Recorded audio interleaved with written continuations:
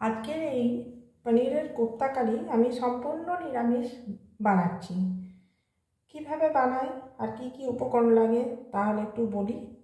এখানে যেটা মূল উপকরণ সেটা হলো ছানা। আমি এটা ঘরেই আপনার ওই 300 মতো দুধ একটু ছানা কাটিয়ে নিয়েছি। আর এখানে নিয়েছি দেখুন দু টুকরো আলু, মানে একটা আলু হাফ হাফ করে সেদ্ধ করে ভালো করে সেদ্ধ করে নিয়েছি। আমি কিন্তু এই পনিরের কোপ্তাতে পনিরের সাথে পনির বলুন বা ছানা যাই হোক, ছানার ডালনা, এটা ছানার ডালনাও বলা যেতে পারে। এই ছানার সাথে আলু একটু মেশাবো। এখানে একটি আলু নিয়েছি সেদ্ধ করা, এখানে পনির নিয়েছি। আচ্ছা, এর সাথে একটু যাতে বাইন্ডিংটা ভালো হয়, যাতে ফেটে না যায়, তার জন্য আমি এখানে বড় চামচের 1 চামচ ময়দা নিয়েছি। আর নিয়েছি এখানে পরিমাণ মতো নুন, এখানে নিয়েছি হাফ চামচ চিলি ফ্লেক্স, আর অল্প একটু কিশমিশ নিয়েছি। এগুলো প্রথমে সমস্ত কিছু খুব ভালোভাবে সব উপকরণ একসাথে মিশিয়ে ভালো করে মেখে নেব। তাহলে দেখুন এবারে আমি কিভাবে বানাই এই ছানা কোপ্তা কারি বা পনির কোপ্তা কারি বানানোর জন্যে। এখানে আমি এই ছানাটা নিয়ে নিলাম। এটা আপনারা কেনা পনির দিয়েও বানাতে পারেন, আর চাইলে ঘরে দুধ গরম করে ফুটন্ত দুধে লেবুর রস দিয়ে ফাটিয়ে বা ভিনিগার যেটা পছন্দ করে দিয়ে ছানা ফাটিয়ে, ছানাটা কিন্তু জলটা ফেলে দিয়ে খুব ভালোভাবে দুবার এই নর্মাল জলে ধুয়ে নিতে হবে, তাহলে টক ভাবটা বেরিয়ে যাবে। আর এর সাথে এই যে এই আলুটাও দিয়ে দিচ্ছি আমি। আচ্ছা, এখানে পরিমাণ মতো আমি নুন দিচ্ছি। এই নুন লঙ্কা এগুলো যার যেমন পছন্দ সেই মতো দেবেন। আর দিচ্ছি একটু ঝালের জন্যে চিলি ফ্লেক্স, এটা অল্প ঝাল হবে আর স্বাদটাও ভালো হবে। আচ্ছা, কিশমিশটা আমি কিন্তু এই একসাথেই সমস্ত কিছু মাখিয়ে নিচ্ছি। অল্প কিশমিশ দিয়ে দিলাম।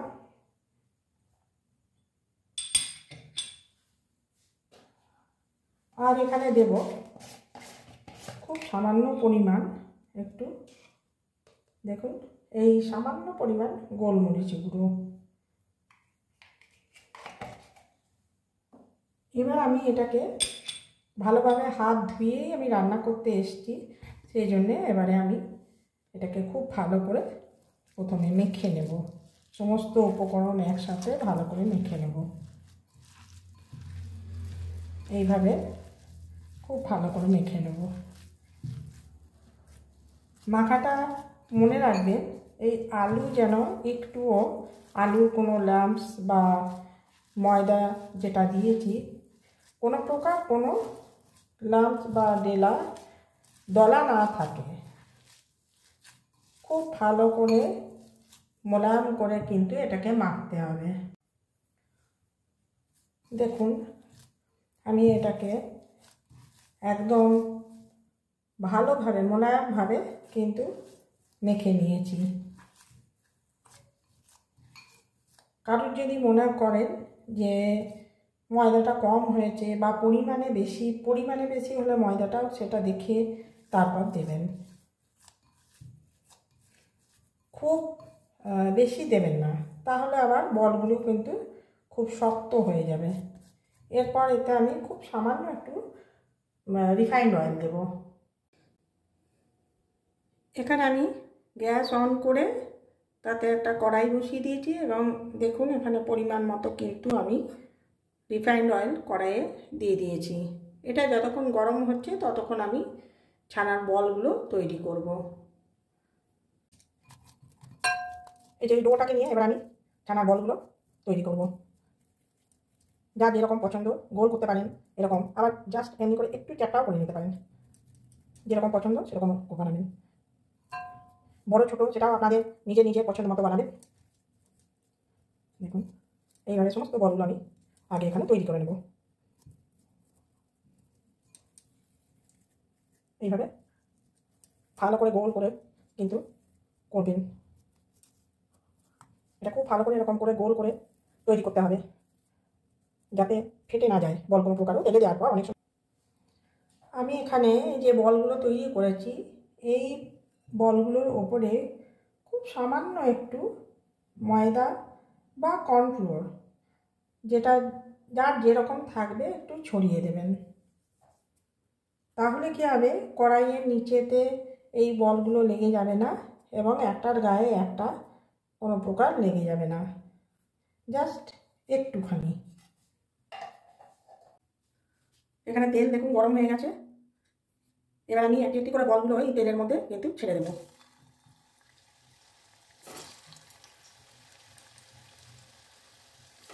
খুব সাবধানে এবং একটু আস্তে আস্তে করতে হবে, যাতে বলগুলো কোনো প্রকার এখানে ছেড়ে না যায়।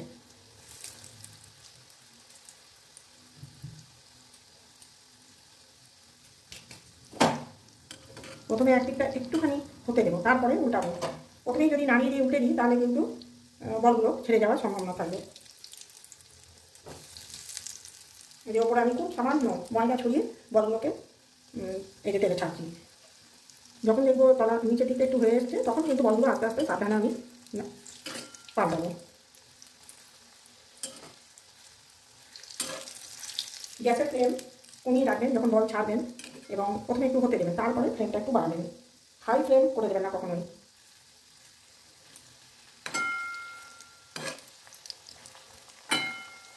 বলগুলো তৈরি করলাম, তাতে ছোট ছোট বাটির মতো তৈরি করে ওর ভেতরে একটু কাজু কিশমিশ, একটুখানি পনির বা ছানা কিংবা একটু খোয়া দিয়ে ওটা মিক্স করে নুন মিষ্টি যে যেমন খান পছন্দ মতো দিয়ে, তারপরে ভেতরে পুরটা দিয়ে আবার মুখটা ভালো করে বন্ধ করে সেটাও কিন্তু করতে পারেন।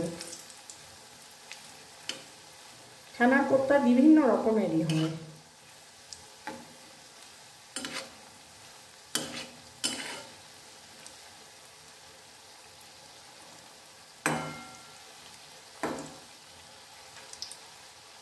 দেখুন কি রকম এক পিঠ লাল লাল হয়ে গেছে, তখন কিন্তু আমি আর এক পিঠ উল্টে দিচ্ছি। এবং আমার কিন্তু একটা বলও এখানে ছেড়ে যায়নি, সমস্ত বল গোটাই আছে। দেখুন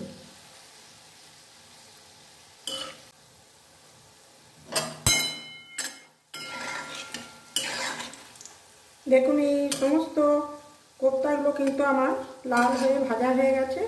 এবারে এগুলো আমি একটা প্লেটে তুলে নেব। কি জানেন তো, এগুলো অনেকে একটু মিষ্টি মিষ্টি পছন্দ করেন, তারা এই কোপ্তা মাখার সময় একটু চিনি দেবেন, আর যারা পছন্দ করবেন না তারা চিনি দেওয়ার দরকার নেই। দেখুন একেবারেই হয়ে গেছে। এবার আমি সমস্ত কোপ্তাগুলো কিন্তু এটা প্লেটে তুলে নেব। দেখেছেন একটা বলও কিন্তু ভাঙেনি এবং লাল হয়ে ভাজা হয়ে গেছে। এবারে তোলার পর্যায়ে হয়ে গেছে। আমি কিন্তু সমস্ত গ্যাসের ফ্লেম অফ করে দিয়েছি এবং সমস্ত বলগুলো আমি এমনি করে প্লেটে তুলে নিচ্ছি।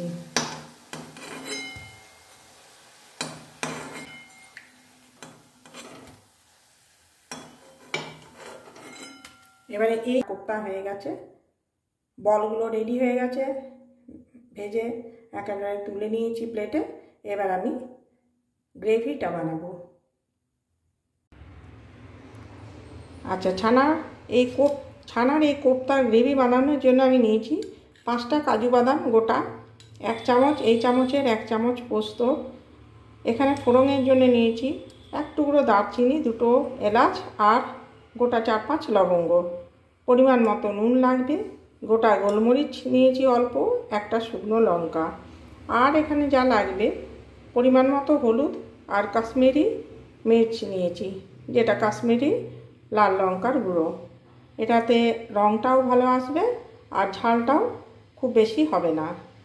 এখানে 2টো কাঁচা লঙ্কা নিয়েছি, গ্রেভিতে দেব। এবং একটা গোটা টমেটোর এটা টুকরো করে আমি মিক্সিতে এই টমেটো, কাজু বাদাম আর পোস্ত দানা আর এর সাথে কাঁচা লঙ্কা এটা আমি পেস্ট করে নেব।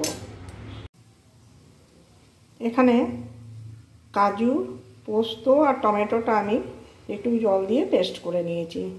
আর একটা জিনিস এতে মেশাবো, এই যে দেখুন এখানে 1 চামচ দই নিয়েছি, টক দই। এটা ভালো করে ফেটিয়ে তারপর আমি গ্রেভিতে মেশাবো। আর কড়াই আমি গ্যাস অন করে বসিয়ে দিয়েছি। চলুন এবার কিভাবে বানাই আপনাদেরকে দেখাই। গ্যাস অন করে আমি একটা কড়াই বসিয়ে দিয়েছি। দেখুন যে তেলে কোপ্তা ভেজেছি সেই তেলেরই কিছুটা তুলে নিয়ে বাকি অল্প পরিমাণ তেল রেখেছি। তাতে গোটা গরম মশলা, একটা শুকনো লঙ্কা, কয়েক দানা গোলমরিচ দিয়ে ওটাকে একটু নাড়াচাড়া করে নিয়েছি। এবারে যে পেস্টটা রেখেছিলাম, বানিয়েছিলাম, সেই পেস্টটা কিন্তু আমি আপনাকে দিয়ে দিচ্ছি।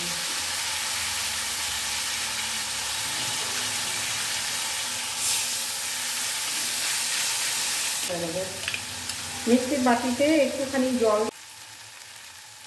এখানে দেখুন এই যে কষাচ্ছিলাম মশলাটা গ্রেভি, সেই মশলাটায় কিন্তু চারদিকে তেল ছেড়ে এসছে। এই তেল ছেড়ে আসা মানে বুঝতে হবে যে আমার কিন্তু কষানো একদম কমপ্লিট হয়ে গেছে। এবারে এর মধ্যে আমি পরিমাণ মতো জল দিচ্ছি। খুব বেশি ঝোল হবে না, অথচ একটু পাতলা রাখতে হবে জল দিয়ে, যাতে ওই বড়াগুলো কিন্তু কোপ্তাগুলো জলটা টেনে নেবে। আর একটুখানি দিয়ে দিলাম।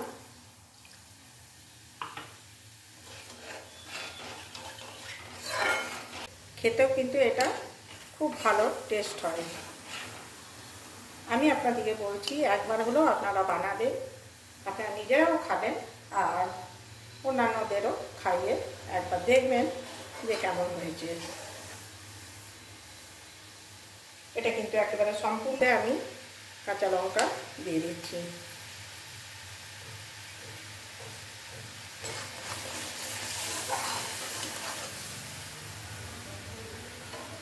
এটা যখন একেবারে হয়ে আসবে তখন আমি এই যে ছানার কোপ্তাগুলো এর মধ্যে দিয়ে দেবো। দেখুন এবার আমি এই ছানার কোপ্তাগুলো এর মধ্যে দিয়ে দিচ্ছি। ছানার কোপ্তা দেওয়ার পরে কিন্তু খুব বেশি এগুলো ফোটানো যাবে না, তাহলে নরম হয়ে ছানার কোপ্তাগুলো পড়ে যাবে, ভেঙে যাবে। দেখুন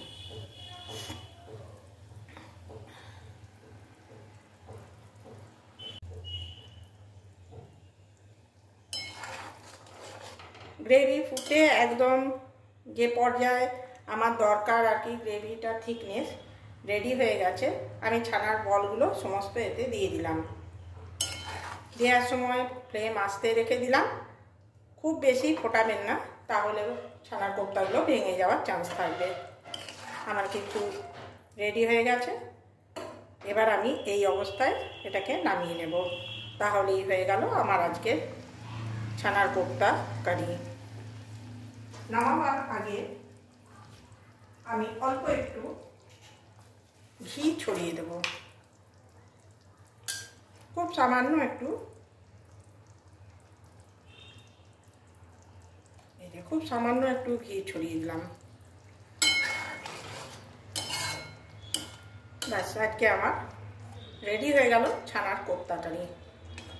আপনাদের কেমন লাগলো আপনারা অবশ্যই আমাকে জানাবেন, আর একবার হলেও বানিয়ে আপনারা খাবেন।